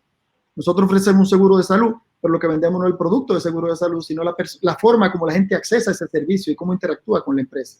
Y así en todos los tipos de seguros que nosotros comercializamos, seguro de auto y todo lo demás. Entonces, ese es el driver. La empresa tiene que estar centrada en el cliente, saber que el cliente es lo fundamental y que el cliente es lo más importante. Ahora, para atender bien al cliente se requiere de una organización. Y ahí viene la importancia de los empleados. Entonces, si se vende así y se ve el empleado como la parte fundamental para darle servicio al cliente, que es la razón de ser de la empresa, entonces se le va a dar el mismo peso al empleado y a la satisfacción del empleado que se le da a los clientes. Pero no porque el empleado es primero, sino porque el empleado es la pieza clave para poder la empresa lograr su meta, que darle servicio a sus clientes. Si nosotros tenemos empleados satisfechos y clientes satisfechos, pues los accionistas de la empresa estarán satisfechos. En el caso de Humano, nosotros siempre nos hemos suscrito a eso. Empleados satisfechos, clientes satisfechos y los accionistas estarán satisfechos también. Ahora, ¿cómo haces para escuchar, digamos, fuera de la organización? En momentos en donde tenemos que escuchar más a nuestros stakeholders. Nos decía alguien de nuestros oyentes, nos decía cómo hacer para no resaltar solo lo bueno. Y inclusive me decía, solo está resaltando los comentarios buenos. En realidad es que sí, estoy siendo objetivo, que los comentarios están siendo buenos. ¿Cómo hacemos para escuchar cuando a veces te dicen cosas que no son buenas? ¿Cómo hacemos para tener esa humildad de escuchar a los clientes, a stakeholders? Y particularmente en una época en donde tenemos tanto estrés, en donde estamos en un momento de emocionalidad muy alta que pareciera tenemos menos tolerancia en general. ¿Cómo haces para mantener siempre esos oídos abiertos a los comentarios que puedan ser adversos? Eso es importantísimo. Yo creo que la capacidad que tiene uno de poder oír la crítica y asimilarla es importantísima. Uno de los problemas más grandes del liderazgo es que es una frase que dice que el liderazgo es solitario, it's lonely at the top. Y una de las razones, y la razón de ser esa frase es porque cuando uno tiene liderazgo, la gente se guarda cosas para decir. Y pasan dos cosas. Primero, la gente no te quiere dar las noticias malas. Eso es lo primero, porque nadie quiere ser el portador de malas noticias por la frase aquella de la gente, don't shoot the messenger. La gente cree que si él es el mensajero de malas noticias, a él es que le van a dar el castigo. Entonces, no te llegan malas noticias, esa es una. Y la otra es que te llegan muy filtradas las cosas. Entonces, por ejemplo, el servicio al cliente, tú dices el call center, nuestro nivel de servicio tengo 85% y el objetivo 80%. Ah, perfecto, está muy bien. En el agregado. Pero hubo una hora en la que el servicio se cayó y el nivel de servicio fue 30-40%. En el agregado eso no llega. Entonces, si no recibe la queja del cliente, nunca te vas a enterar de cosas de ese tipo, a menos de que tenga la organización la capacidad de reportar ese tipo de cosas. Pero es un esfuerzo que hay que hacerlo voluntario. Algo que en la empresa, la gente que llega se sorprende, en el caso nuestro, es cómo nosotros le levantamos el teléfono a todo el mundo, yo le devuelvo los emails a todo el mundo, y eso se respira en la organización completa. A mí me llaman clientes insatisfechos, me llaman afiliados insatisfechos, me llaman proveedores que tienen problemas con la organización, y yo a todo el mundo le devuelvo la llamada, le devuelvo el email o le atiendo el WhatsApp, en el caso del WhatsApp que está adquiriendo con mucha relevancia hoy. Entonces, esa capacidad de decir, yo tengo que oír directamente algo, de saltar incluso un nivel, de repente caminar por organización, ir hablando con la gente, ir viendo qué cosas pasan. Yo lo que utilizo mucho son las actividades de la compañía de grupo, donde siempre cuando tenemos lanzamiento, tenemos la fiesta de Navidad, ando circulando, caminando y ando preguntándole a la gente. Y a veces llamo gente de la nada y le pregunto cosas particulares para saber qué está pasando. Y yo creo que tener ese olfato de saber dónde uno detecta que hay un problema, hasta con un comentario, entonces meterlo luego en la máquina de la organización para que lo resuelva. Porque es otra cosa fundamental también. Cuando los clientes llaman o cuando uno oye una situación, uno no puede resolver esa situación. Uno tiene que resolver los problemas, dando la hora o dándolo. puedo resolver el problema puntual, pero eso no es la razón por la que yo oigo los problemas puntuales. Yo oigo el problema puntual para detectar problemas en la organización, o sea, para trabajar sobre la máquina que resuelve los problemas de los clientes. Entonces, cada vez que uno oye una queja de esa, tiene que interiorizar por qué pasó y resolver ese problema de raíz de manera que no se siga presentando ese tipo de situaciones. Pero se requiere estar muy atento. En el caso de empresas como la nuestra, que es una empresa que tiene un rol fuerte de interacción con funcionarios públicos y el gobierno, pues requiere un tiempo enorme también. Una de las cosas que la gente a veces no ve en el rol del líder es el tiempo que le requieren cosas que parecerían no ser de la organización. En mi caso, la participación con actores gubernamentales, con actores políticos, con gremios empresariales, ocupa una parte importantísima de mi tiempo. Y es la forma como también yo veo lo que está pasando en el país y cómo puede eso afectar nuestra organización. Y hay una pregunta que acá de cierta forma algunas personas la han planteado de diferente forma. ¿Qué me recomiendas para vencer el negativismo? ¿O qué pasa cuando tú como líder te abruman los problemas que ves? Creo que entre más alto el liderazgo, también más grande la responsabilidad. Tanto tú como José Raúl lideran a miles de personas y el impacto que tienen es sobre millones de personas. ¿Cómo haces para manejar ese equilibrio de lo negativo, de lidiar con tanto peso que tienes en los hombros y de las consecuencias que una mala decisión que tú tomes tendría en tantas personas? ¿Cómo manejas esa situación?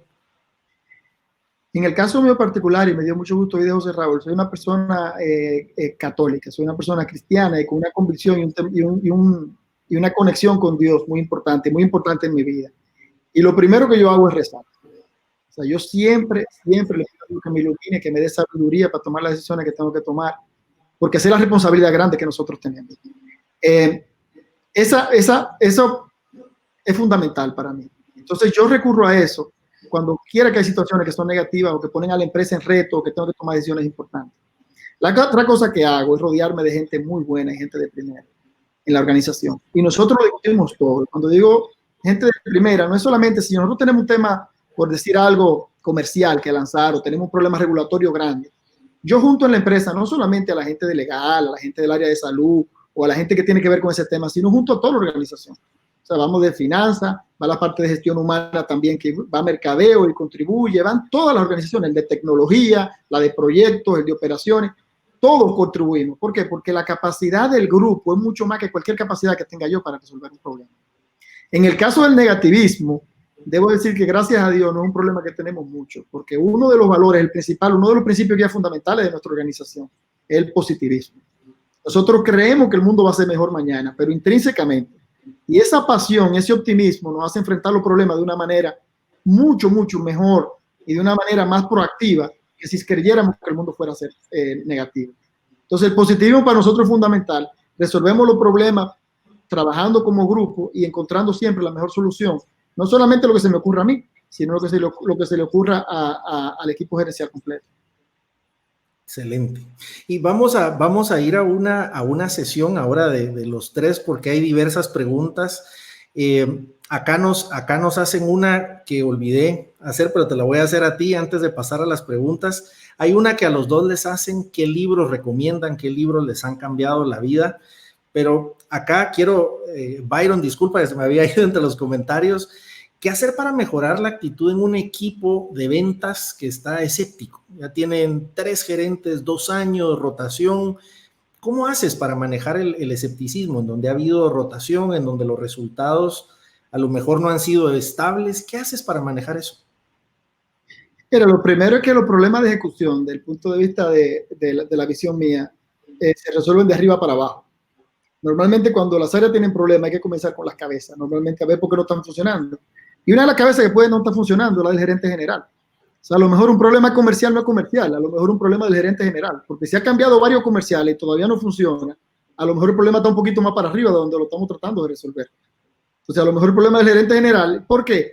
Porque quizás no es un tema comercial, quizás es un tema de diseño de producto, quizás es un tema de precio, quizás es un tema de la forma de entrega, de servicio, como se da, de calidad. O sea, a veces no necesariamente el problema comercial está en el área comercial. Entonces yo creo que si se ha pasado por varias gente en el área comercial, es probable que el problema no esté ahí, el problema esté un poco más arriba. Excelente, más de ver la causa raíz de ese problema. Así que muchas gracias. Ahora vamos a hacer una sesión de preguntas y respuestas para que puedan estar al pendiente. Pero antes de ello, quiero mostrarles cuál va a ser nuestro evento de la siguiente semana, para que guardemos desde ya la fecha. Tenemos una sesión muy interesante llamada Reinventarnos en tiempos de cambio, y tendremos a Emilio Méndez, el director creativo de Saúl E. Méndez, y a Mircili Boliviatis, que ella es chef, embajadora de la cultura gastronómica guatemalteca. Ambos han estado en negocios de restaurantes, pero también en otros negocios, y nos van a hablar de cómo reinventarnos en estos tiempos que son extremos. Así que desde ya, guarden la fecha para la siguiente semana en este mismo espacio, donde tendremos 2 líderes extraordinarios también hablando de sus experiencias. Entonces regresamos con nuestro panel de invitados acá, ahora que estamos los 3. Me encantaría regresar a la pregunta que nos han hecho varias personas. ¿Qué libro les ha cambiado la vida o qué libro les recomiendan a toda persona para mejorar su liderazgo y en general sus resultados? Julio, estoy congelado, pero estoy vivo. Aquí lidiando con mi velocidad de internet. Pero en el caso mío... Me disculpo. Perdón, dichoso, Eduardo, que estás ágil también. Sí, ahora es el momento para ponerte a bailar ahí alguna cosa. Ahí te vimos moviéndote. Sí, qué pena. Qué pena, pero bueno, mira, lo importante es que me escuchan. Qué pregunta más difícil, ¿no? El libro, porque son muchos. Por supuesto, yo recomiendo para una lección de liderazgo el Nuevo Testamento. Para una lección de finanzas hay un libro escrito por Warren Buffett, y qué bueno que coincidimos con Eduardo en la admiración por ese personaje. Se llama Los Ensayos de Warren Buffett, donde explica su filosofía de vida y su filosofía de inversión. Y finalmente hay un libro que me inspiró mucho para entender cómo es que Occidente llegó a tener los niveles de desarrollo económico y social que ha tenido hasta ahora, que se llama How the West Grew Rich. Seguro que todo está en Amazon, y esos son libros que me complementaron mucho en mi conocimiento para poder tener una perspectiva mejor de las responsabilidades que tengo ahora. Buenísimo. ¿Eduardo? A mí me impactó mucho un libro de Jack Welch que se llama Winning, que lo leí, me impactó muchísimo. En mi vida de gerente me ayudó mucho. Cuando lo leí, hará 15, 20 años que salió el libro, lo leí. Y es un libro que yo recomiendo fuerte de gerencia, me impactó mucho. Otro libro que también considero que es buenísimo es Good to Great, de Jim Collins. Ese libro es fundamental y habla mucho sobre el tema del liderazgo nivel 5, el tema de la humildad, es fundamental. Y la forma tan sencilla como él lo presenta y tan efectiva, pues a mí me causó mucho. Un libro de cabecera mío es la Biblia. Me encanta, José Raúl, que tienes eso igual conmigo. Yo siempre leo 2 o 3 libros a la vez. Y uno de esos libros siempre es la Biblia. O sea, la veo, la releo. Yo tengo en mi mesita de noche 3 libros, la Biblia, y siempre tengo 1 o 2 más. Y la leo mucho. Leo los proverbios mucho, leo el Eclesiastés, el Eclesiástico, no solamente el Nuevo Testamento, sino los libros de la Biblia que hablan de sabiduría. A mí me gustan mucho. Yo creo que la Biblia tiene una sabiduría espectacular. Y creo que la gente tiene que si hay algo que yo siempre le he pedido a Dios que me dé, es eso, sabiduría. Y eso viene no solamente del estudio, sino también es un don. Y yo siempre le pido a Dios que me ayude a poder tener la capacidad de tomar decisiones correctas en mi vida. Y acá hay algunas preguntas que nos hablan sobre su propio proceso de liderazgo, desde en qué momento de tu vida, a qué edad, por ejemplo, nos dicen, sentiste que habías logrado el objetivo de liderar, pero por otro lado, ¿qué errores marcaron sus carreras y sus liderazgos? Es decir, ¿cuáles fueron los principales aprendizajes en ese momento de llegar a posiciones de liderazgo, los aciertos y los desaciertos y sus aprendizajes en el proceso?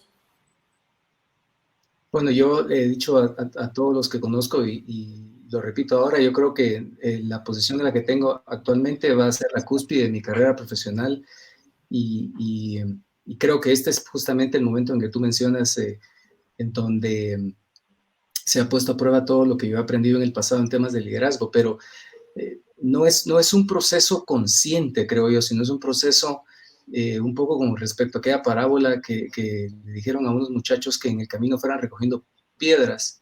Y entonces cada uno fue recogiendo piedras y que escogieran las más grandes que pudieran, pero hubo gente que recogió piedras y otra gente que dijo, ¿para qué voy a recoger piedras? Esta cosa va de subida.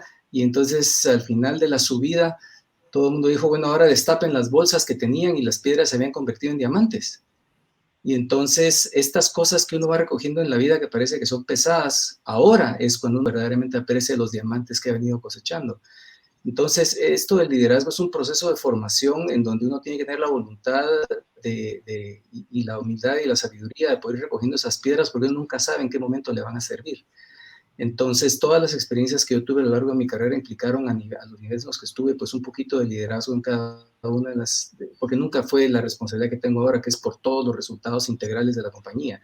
Normalmente fueron por las finanzas, pero llegó el momento en el que por una cuestión de suerte, de nuevo, ¿verdad? Me tocó estar en esta posición y ahí es donde yo también comencé a pedirle a Dios que me diera la sabiduría necesaria y la Junta Directiva de Progreso también tuvo la sabiduría de ponerme un coach, que efectivamente, como decía Eduardo, me obligó literalmente a olvidarme de todo lo que había aprendido y ahora lo único que tenía que hacer era liderar la empresa. Que si yo creía que iba a ser el gerente financiero desde la gerencia general, está absolutamente equivocado y destinado al fracaso. Así que me ayudó muchísimo también tener un buen coach a la hora de asumir esta responsabilidad. Gracias, Eduardo.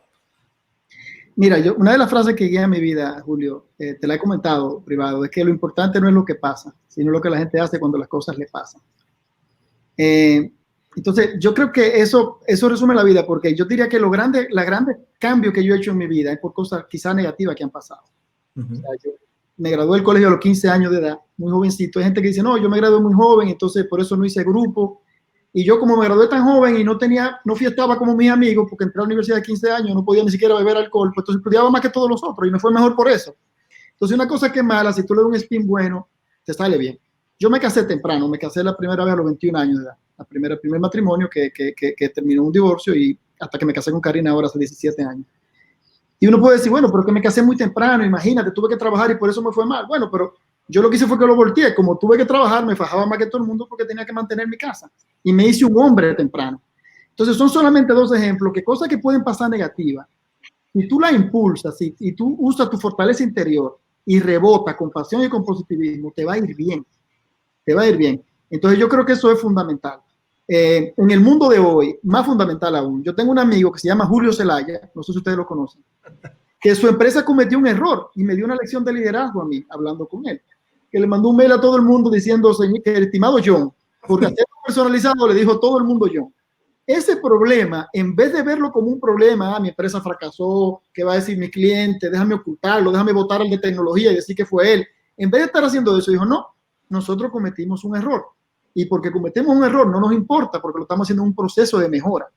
Y ahora todos somos John, todos cometemos errores. Entonces, eso fortalece tu marca. Entonces, yo pienso que cuando las personas ven que las cosas malas no son malas, a menos que ellos no tomen decisiones malas después de ellas, yo pienso que las personas van a poder sobrepasar cualquier tema que se les presente, si lo ven así, de una manera positiva, y reconociendo que uno es que tiene la capacidad de reaccionar a lo que le pasa, que lo que le pasa a uno no es una sentencia, sino lo que le pasa a uno es un evento que uno tiene que reaccionar a él. Y esa capacidad de reaccionar positivamente a los eventos que le pasan es lo que define la gente que logra grandes cosas y la gente que se queda rezagada en el tiempo.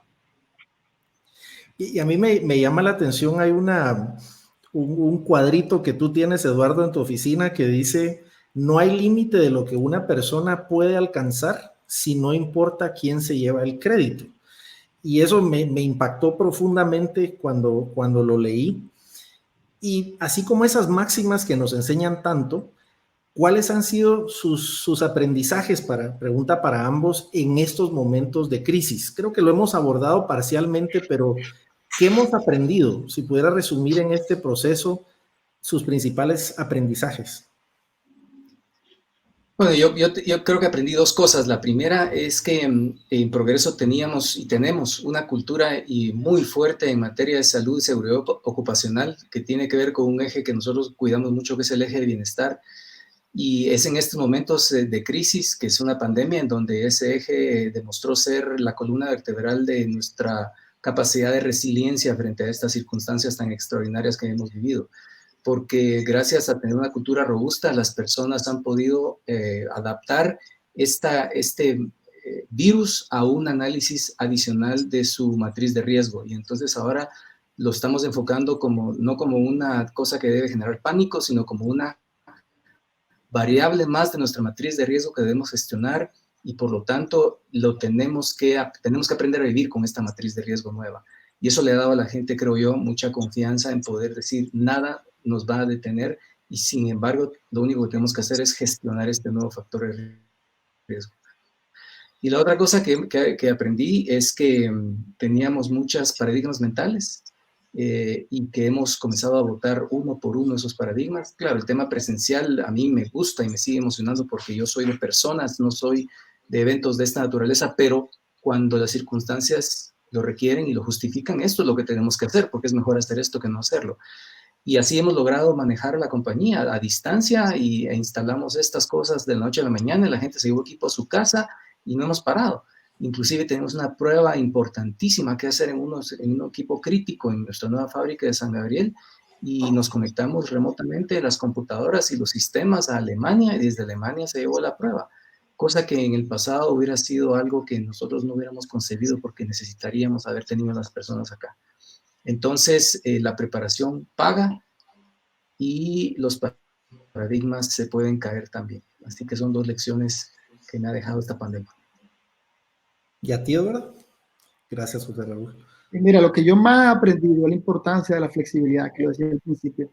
Siempre he sido un defensor de eso, pero en estos momentos uno se da cuenta, las cosas que nosotros ejecutamos sorprendían a todo el mundo y me sorprendían a mí. O sea, nosotros nos reuníamos, por ejemplo, a nivel del equipo ejecutivo, las primeras semanas de esto nos reuníamos diariamente, todos los días, 1 hora. De una reunión semanal que hacíamos, comenzamos 1 hora.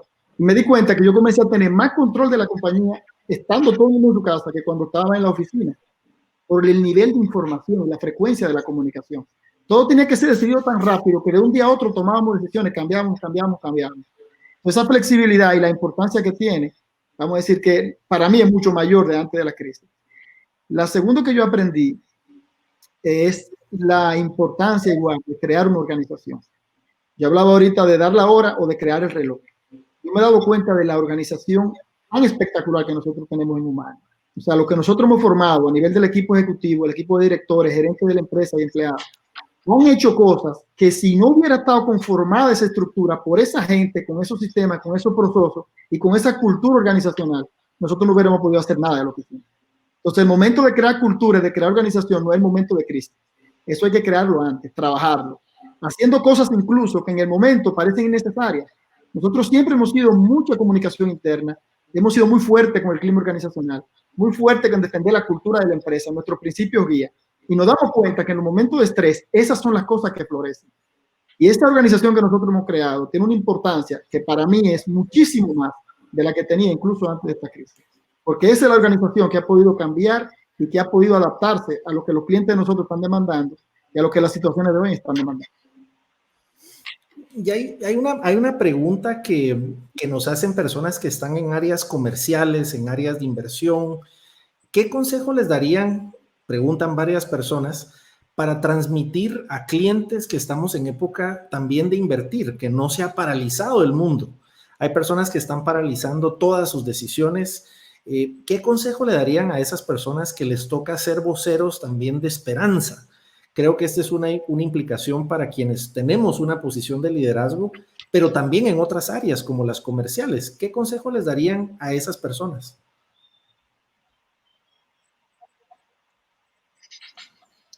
Bueno, yo te diría que eso nos pasó en los primeros días de la crisis, ¿verdad? Teníamos mucho miedo e inevitablemente la prudencia nos decía, paren un momento, analicemos qué está pasando y después comencemos a tomar decisiones y garanticemos los puestos de trabajo, garanticemos la liquidez de la compañía y veamos cómo podemos colaborar con las comunidades.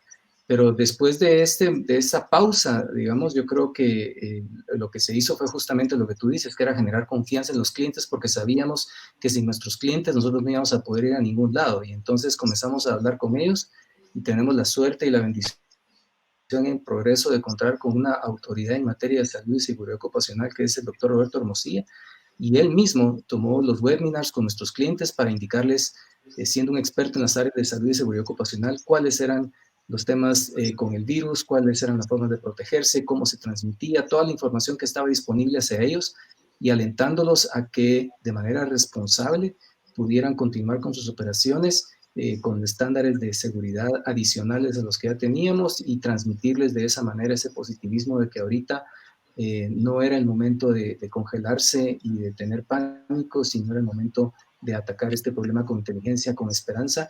Y si ellos sentían el respaldo y el apoyo nuestro que se los dimos, ellos estaban más dispuestos entonces a entrar junto con nosotros a lidiar con este problema económico. La ventaja que tenemos es de una relación de ya varias generaciones con muchos de esos clientes que han visto en estos 120 años cómo el respaldo ha sido en los momentos buenos y en los momentos difíciles. Entonces teníamos esa credibilidad con ellos de poder acompañarlos en este proceso, y la verdad es que lo agradecieron muchísimo, particularmente el apoyo a nuestros albañiles, que eran personas sumamente vulnerables, darles un kit, darles su mascarilla, de equipo de protección personal, fue algo que ellos agradecieron mucho, y estábamos ahí para apoyarlos y para que no desmayaran, porque creo que esto viene, se queda, y tendremos que aprender a vivir con esta nueva situación. Gracias. Eduardo. Sí,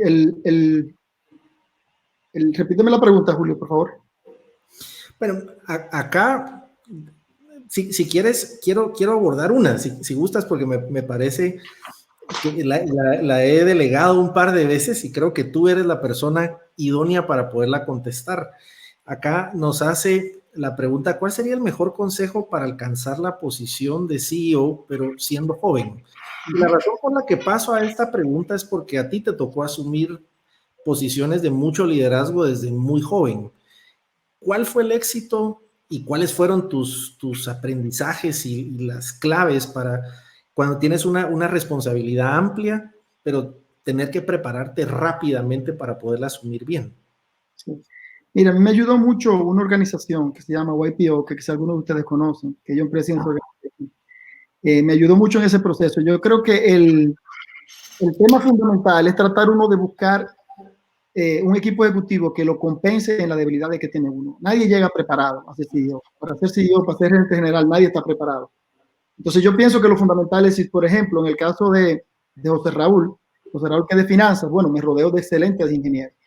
Yo pienso que si uno ve el mundo así y ve la capacidad de reunir un grupo más importante que la capacidad misma de uno, es más fácil. O sea, si usted es financiero y entró en una empresa de cemento, como José Raúl, pues bueno, aquí nosotros tenemos una prueba de fabricación.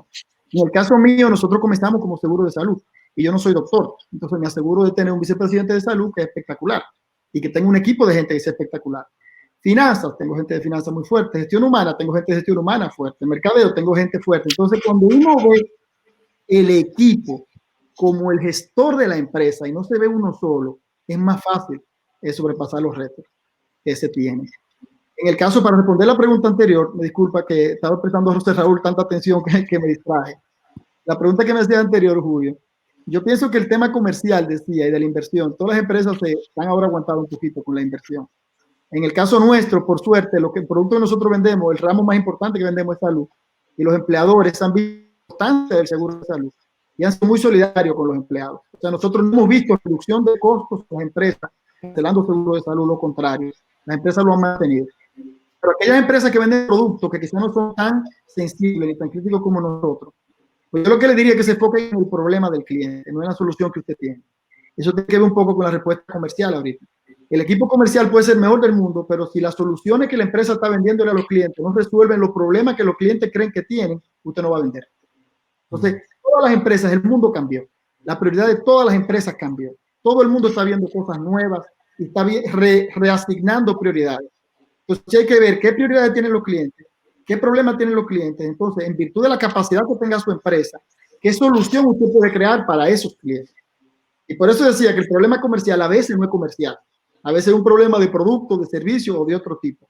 La empresa entera tiene que verse centrada en el cliente y ver lo que requiere el cliente en estos momentos Y yo lo único que estoy seguro es que requiere cosas diferentes que hace 6 meses. Muchas gracias. Sí, José Raúl, por favor. ¿Puedo también tener la oportunidad de contestar la pregunta que le habías hecho, Eduardo?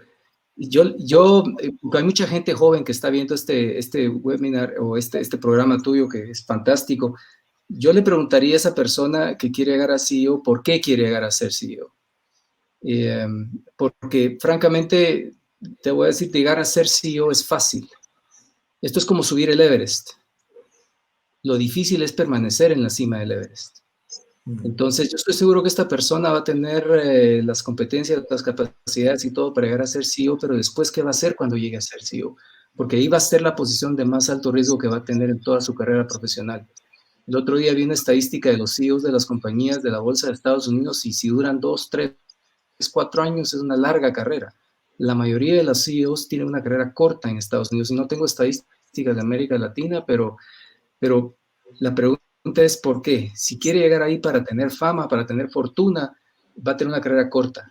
Pero si quiere llegar ahí para servir, va a tener una carrera larga. Entonces, yo creo que antes debe de cuestionar su propia motivación, porque be careful what you wish for, ¿verdad? Al rato se te hace tu sueño y tu sueño debe continuar como tal y no volverse una pesadilla por las razones equivocadas. Excelente. Y acá hay una última pregunta que voy a hacer de nuestro amigo Alberto. Ustedes lo han mencionado de diferentes formas, pero ¿quiénes son sus consejeros? Acá decía, en algún momento me dijeron que debo tomar el punto de vista de la parte humana, de recursos humanos y la parte financiera. Pero, ¿quiénes son los consejeros de ustedes como líderes de una organización? ¿En quién buscan consejo? Eduardo, ya que me robé tu pregunta, ¿por qué no quieres arrancar? Sí, mira, en el caso mío, yo busco mucho consejo de mi equipo ejecutivo. Y como decía antes, no solamente si tengo un problema de finanzas, no solamente con el de finanzas. Hablo con el vicepresidente ejecutivo, hablo con el de gestión humana, hablo con mercadeo. A mí me gusta, yo creo en la inteligencia colectiva del grupo de nosotros. Y busco mucho consejo. Y por eso decía que yo no mando ni en mi casa ni en mi trabajo, porque en mi trabajo realmente hacemos lo que la mayoría creemos que está bien. A veces me toca tomar decisiones, por supuesto, y tampoco es una democracia. Las empresas no son democracia que se vota sobre las decisiones que hay que tomar. Al final alguien tiene que tomar la decisión. Pero me aseguro de oír el criterio de todo el mundo. En mi vida personal igual. Por eso decía en mi casa, yo oigo, veo y trato de al final tomar las mejores decisiones. ¿A quién le pido consejo también? El consejo de directores tenemos el presidente de la Junta, que es el señor Roy, que es una persona que aunque no esté en el negocio, en el día a día, una persona que tiene una sabiduría y una experiencia de vida pues muy enriquecedora, que yo admiro mucho, y su criterio me ayuda mucho a mí cuando tenemos otras situaciones. Tengo la suerte de tener a mi hermano, que es socio mío en la Junta, y mi hermano diría que es alguien con el que yo reboto la mayoría de decisiones importantes que me toca tomar.